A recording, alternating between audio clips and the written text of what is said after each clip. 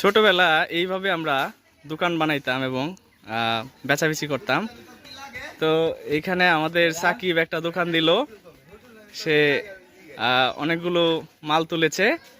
তো হ্যাঁ, দোকানদারি চলতেছে। তো কি কি আছে তোমার দোকানে? চিপস আছে, তারপরে চাটনি আছে, কেক আছে। এটার নাম কি? এটার নাম কি? এটার নাম কি? আরে রুডি না বেটা, এটারে কয় তোর প্যাটিস কয়, প্যাটিস প্যাটিস। এটা হচ্ছে বিস্কুট, পরে জুস আছে। এটার ভিতরে কি আছে?